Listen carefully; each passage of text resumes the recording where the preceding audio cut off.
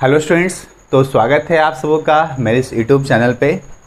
तो वैसे स्टूडेंट्स जो लोग मुझे देख रहे हैं और चैनल को सब्सक्राइब नहीं किए हैं तो चैनल को सब्सक्राइब कर देंगे, क्योंकि आने वाले जितने सारे डेमो क्लास होंगे वो सारे डेमो क्लास जो है आपको यूट्यूब के माध्यम से पब्लिक में आप लोग को प्रोवाइड किया जाएगा। ठीक है, सो उसका इन्फॉर्मेशन और नोटिफिकेशन जो है आप लोग को आसानी से मिल सके। तो बेसिकली आज के सेशन में हम लोग मैथमेटिक्स का, है ना, मैथमेटिक्स ग्रुप ए का। तो मैथमेटिक्स ग्रुप ए में कौन कौन से डिपार्टमेंट आते हैं? Electrical, mechanical and computer science. ये 3 डिपार्टमेंट को सेम आपको टॉपिक पढ़ने का है मैथमेटिक्स के अंदर में। तो इस सेशन में हम आज सिलेबस के बारे में डिस्कशन करेंगे कि आपके सिलेबस में क्या क्या पढ़ने का है, कौन कौन सा चैप्टर आप लोग को पढ़ने का है और ये चैप्टर आपके लिए कैसे इम्पॉर्टेंट है, मतलब आने वाले सेमेस्टर में आपको कैसे काम आएगा, किस डिपार्टमेंट के लिए इम्पॉर्टेंट है, क्या इम्पॉर्टेंट है ना, उसको मैं डिस्कस करूँगा। और आज का दिन जो है बहुत ही शुभ दिन है, विश्वकर्मा पूजा है। तो आज का दिन जो है मतलब आज के दिन जो है आप लोग का फर्स्ट वीडियो जो है आप लोग का आने वाला है। So I am very happy and you should also very happy. ठीक है, चलिए हम लोग स्टार्ट करते हैं। तो सबसे पहले जो आप लोग को मैथमेटिक्स 2 में जो आपको पढ़ने का है वो आपका क्या है? Differential calculus. तो वैसे स्टूडेंट्स जो क्लास 10 करके शायद डिप्लोमा में एडमिशन कराए होंगे, है ना, तो उनको शायद डिफरेंशियल कैलकुलस जो है मे बी नाम नहीं सुने होंगे, या सुने भी होंगे तो उनके पास ज़्यादा नॉलेज नहीं होगा, है ना, थोड़ा बहुत कुछ बेसिक आप जानते होंगे।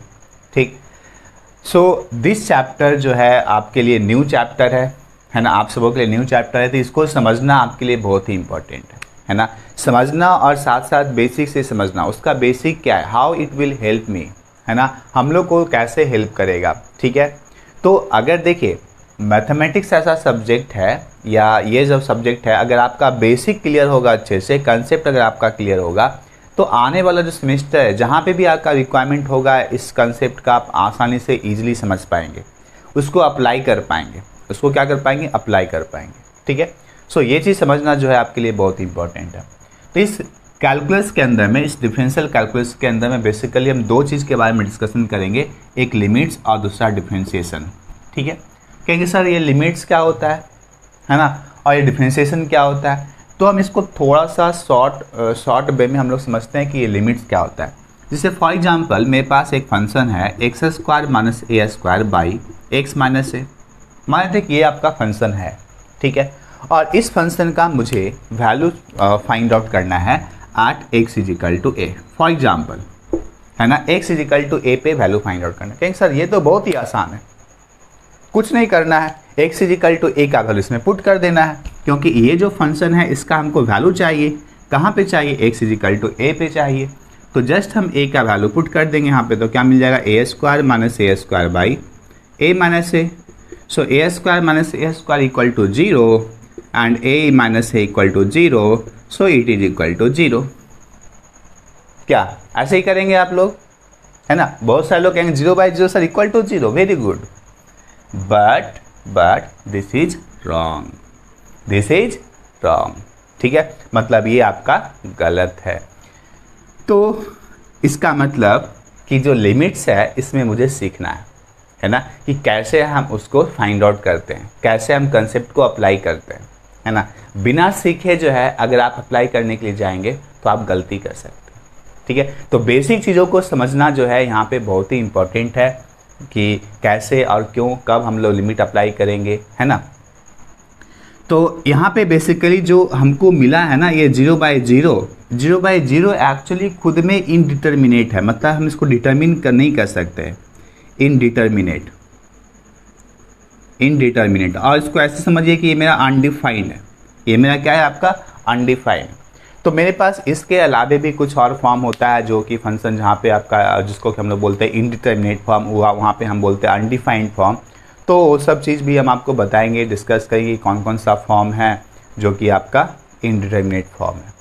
तो यहाँ से आपको आइडिया मिल गया कि हमारे लिमिट्स क्यों पढ़ना है, मतलब किसी फंक्शन का अगर वैल्यू चाहिए होगा किसी पर्टिकुलर पॉइंट पे, और वहाँ पे जो है फंक्शन का वैल्यू अगर डायरेक्टली पुट करेंगे तो इनडिटर्मिनेट अगर मिल रहा है तो उस केस में अगर हमको वैल्यू फाइंड आउट करना होगा तो हम लिमिट अप्लाई करके उसका सॉल्यूशन फाइंड आउट करेंगे, है ना, उसका वैल्यू फाइंड आउट करेंगे। क्लियर, समझ में आया? गुड। नाउ उसके बाद डिफरेंशिएशन आते हैं। डिफरेंशिएशन है क्या एक्चुअली? तो मान लेते हैं कि हम एक कुछ फंक्शन ले, मान लेते हैं कि एक स्ट्रेट लाइन है, दूसरा मान लेते हैं कि ये एक पैराबोला है, ठीक है, तीसरा अगर हम मान लेते हैं कि ये आपका साइन वेव है, ये आपका साइन वेव है, ठीक है। और इसमें अगर आपको बोलेगा कि find out the slope, find out the slope of the given function, इस स्लोप, इसके फंक्शन का क्या फाइंड आउट कीजिए? स्लोप फाइंड आउट कीजिए। क्योंकि सर ये तो बहुत ही आसान है। डिफरेंशिएशन में स्लोप इज इक्वल टू क्या होता है? स्लोप इज इक्वल टू होता है delta y upon delta x. मतलब ये अगर डेल्टा बाई होगा या बाई अपॉन एक्स जो भी है, ये अगर डेल्टा एक्स होगा तो delta y upon delta x का जो रेशियो मिलेगा वही आपका क्या होगा? स्लोप होगा, जिसको कि हम लोग बोल सकते हैं टैन थीटा भी बोल सकते हैं। So tan theta is equal to delta y upon delta x, ठीक है। वेरी गुड, बहुत अच्छा, सही आप फाइंड आउट किए। लेकिन यहाँ पे आप कैसे फाइंड आउट करेंगे? ये तो आपका स्ट्रेट लाइन है नहीं यहाँ से यहाँ तक। अब मुझे अगर हमको यहाँ पे स्लोप चाहिए होगा ये वाला, तो कैसे फाइंड आउट करेंगे, है ना? मुश्किल है फाइंड आउट करना। सिमिलरली अगर हमको इस केस में अगर हमको स्लोप फाइंड आउट करना होगा कि इस पॉइंट पे बताइए कितना स्लोप होगा, इस पॉइंट पे बताइए कितना स्लोप होगा, इस पॉइंट पे बताइए कितना स्लोप होगा, इस पॉइंट पे बताइए कितना स्लोप होगा, तो इस केस में तो डिफ़िकल्ट है फाइंड आउट करना ये वाला फार्मूला से, है ना। तो बेसिकली इस स्लोप को फाइंड आउट करने के लिए हम लोग डिफरेंशिएशन का स्टडी करते हैं। डिफरेंशिएशन का जो नोटेशन होता है वो मतलब हम लोग यूज करते हैं डी बाई डी एक्स, और जिस फंक्शन का हमको स्लोप चाहिए होगा वो फंक्शन हम यहाँ पे ले लेंगे। अगर बाई मेरा फंक्शन है so d by upon d x. So this are the notation of differentiation, है ना। और ये हम नोटेशन जो है बाई वाले फंक्शन पे अप्लाई किए, ठीक है। और इसको हम लोग एक्चुअली ये भी बोल सकते हैं d by upon d x, कोई दिक्कत नहीं है। D by upon d x is equal to delta y upon delta x. Difference हम बताएंगे कि इसमें और इसमें क्या डिफरेंस है, हम आपको बताएंगे आगे चल करके, ठीक है। सो आप अभी के लिए यही समझिए कि जो डिफरेंशिएशन है मतलब हमको किसी लाइन का अगर स्लोप फाइंड आउट करना होगा, किसी फंक्शन का स्लोप फाइंड आउट करना होगा तो हम इसको यूज करेंगे। और ये आने वाले सब्जेक्ट्स के लिए, आने वाले सेमेस्टर्स के लिए बहुत इम्पोर्टेंट, इसके बिना आप आगे बढ़ ही नहीं सकते। इनफैक्ट यहाँ पे मुझे जो भी चैप्टर दिख रहा है, ये चैप्टर जो है बिना इसको सीखे आप आगे नहीं बढ़ सकते। कहेंगे सर कंप्यूटर साइंस में इसका क्या ज़रूरत है? कंप्यूटर साइंस तो कंप्यूटर से हमको कंप्यूटर के बारे में पढ़ना होता है, ठीक है, एप्लीकेशन के बारे में पढ़ना होता है, इंटरनेट के बारे में पढ़ना होता है, ठीक है।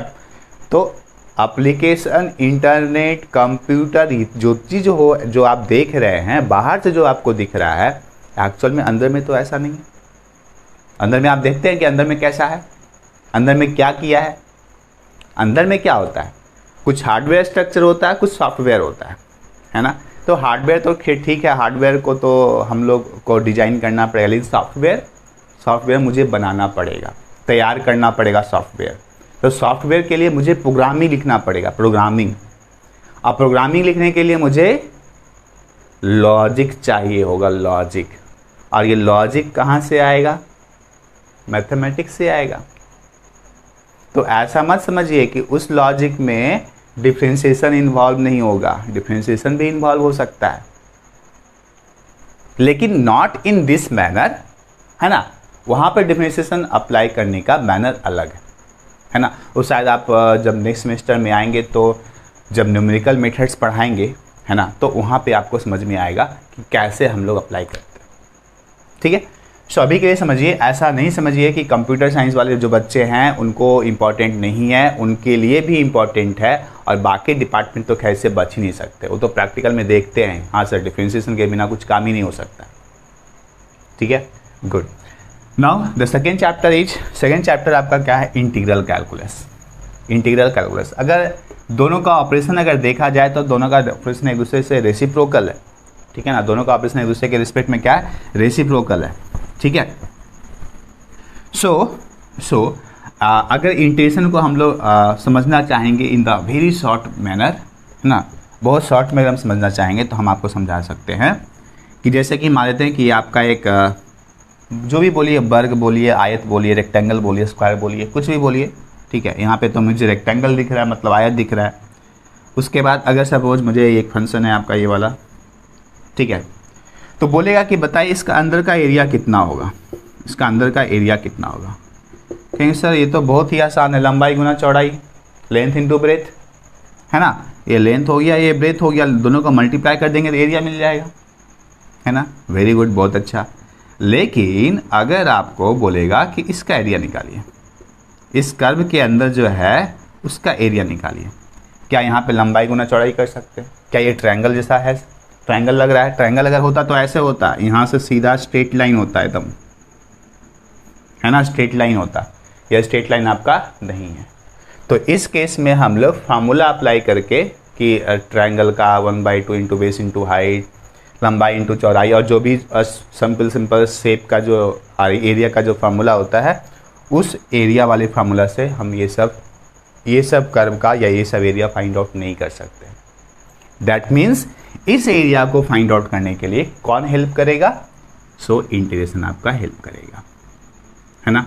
तो इंटीग्रेशन में जो सबसे पहले हम लोग डिस्कशन करेंगे, डिफरेंट मेथड डिस्कस करेंगे कि कैसे हम इसको सॉल्व करते हैं, कैसे हम इसको सॉल्व करते हैं। और जब हम इसको सीख जाएंगे तब हम लोग एप्लीकेशन पे आएंगे कि इसका एप्लीकेशन मतलब इसका यूज क्या है। तो इसका यूज है आपका एरिया को फाइंड आउट करने में, ठीक है। सो यहाँ पे हम लोग डिस्कस करेंगे बेसिकली कि how to find the area under a curve, है ना, with the help of integration. Clear? Good. Now the third chapter, and this chapter is very very important. क्योंकि सर सारा चैप्टर वेरी वेरी इंपॉर्टेंट बोल रहे हैं। Differential equation को भी आप वेरी वेरी इंपॉर्टेंट बोलिएगा, कुछ तो ज़्यादा बोलिए। हाँ, ज़्यादा ही बोलेंगे हम इसको, ठीक है। So this chapter is very important and somehow it is difficult, ठीक है, इट इज़ स्लाइटली डिफ़िकल्ट। तो वैसे स्टूडेंट्स जो कि शायद इस पूरे सिलेबस को लास्ट सेमेस्टर में पढ़े होंगे, मे बी मैं आप लोग को नहीं पढ़ाया हूँ, ठीक है। तो जो इलेक्ट्रिकल वाले बच्चे हैं उनको mathematics, electrical, mechanical, computer science वाले जो बच्चे हैं उनको मैथमेटिक्स 1 जो है अच्छे से बेसिक जो है स्ट्रॉन्ग नहीं हो पाया होगा। और जो बच्चे आप इलेक्ट्रॉनिक्स और सिविल वाले जो बच्चे हैं उनको ये वाला पार्ट जो है क्लियर नहीं हुआ होगा अच्छे से। तो कोई दिक्कत नहीं है, कोई दिक्कत नहीं है। आने वाला जो सेमेस्टर है, थर्ड सेमेस्टर, उसमें भी आपको मैथमेटिक्स पढ़ने का है। तो वहाँ पे जो भी बेसिक रिक्वायरमेंट होगा जो कि आप स्टडी नहीं किए होंगे, तो उस टॉपिक के साथ में हम उसको डिस्कस कर देंगे, ठीक है। सो घबराने का ज़रूरत नहीं है। वैसे ही डिफरेंशियल इक्वेशन थर्ड सेमेस्टर में भी आपको पढ़ने का है, और वहाँ पे इन डिटेल्स आपको पढ़ने का है ना, इन डिटेल्स। तो घबराएंगे नहीं। कौन वाले बच्चे? इलेक्ट्रॉनिक्स एंड सिविल वाले, ठीक है। ये दोनों बच्चे जो हैं अगले सेमेस्टर में डिफरेंशियल इक्वेशन जब हम डिस्कस करेंगे तो वहाँ पे हम सब कुछ आपका जो है सब कुछ क्लियर हो जाएगा, सब कुछ मतलब मेकअप हो जाएगा, ठीक है। तो यहाँ पे बेसिकली एक्चुअली क्या होता है ना कि इसको इक्वेशन को सॉल्व करना ही मतलब थोड़ा डिफ़िकल्ट होता है। हम लोग बहुत आसानी से इसको सॉल्यूशन नहीं फाइंड आउट कर सकते हैं। इसीलिए इस चैप्टर के अंदर में हम लोग क्या पढ़ते हैं कि how to solve a differential equation.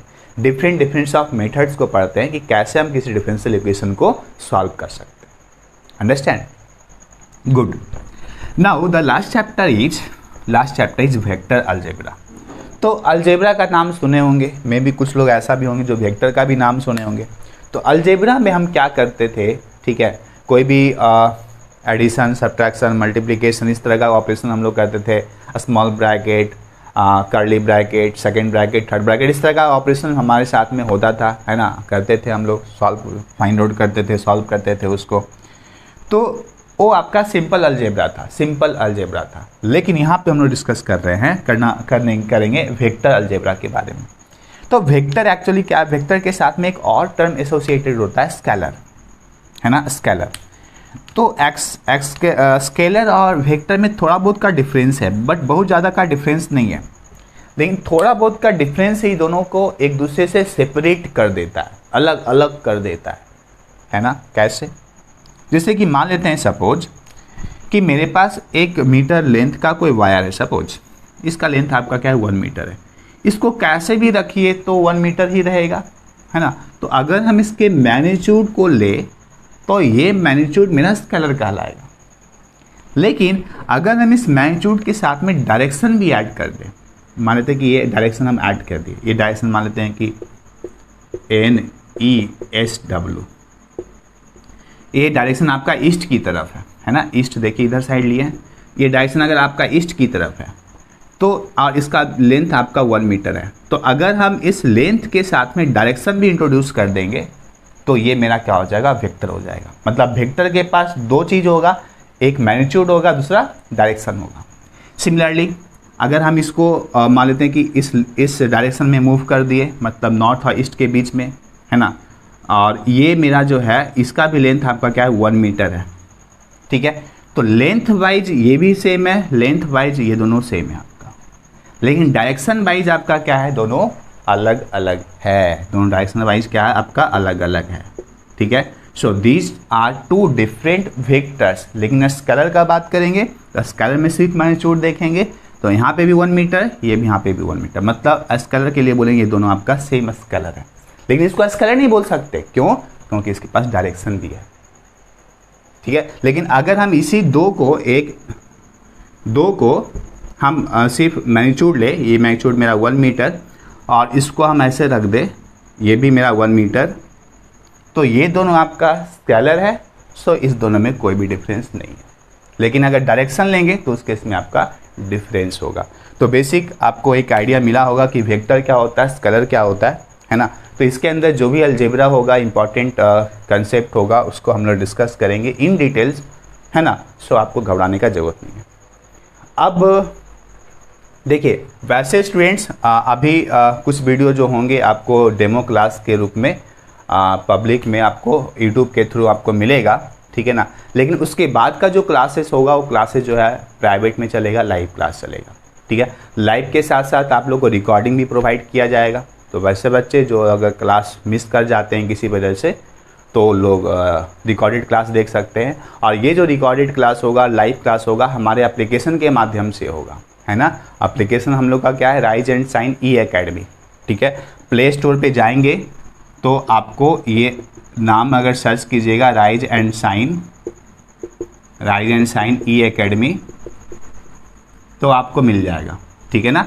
यहाँ पे पार्टिकुलरली लोगो है, तो लोगो आप देख लेंगे कि हमारी एकेडमी का लोगो क्या है। और जो भी इन्फॉर्मेशन था हम लोग जो है लॉन्च वीडियो में बहुत सारी इन्फॉर्मेशन शेयर की हैं आप लोगों के साथ में वीडियो के थ्रू, ठीक है।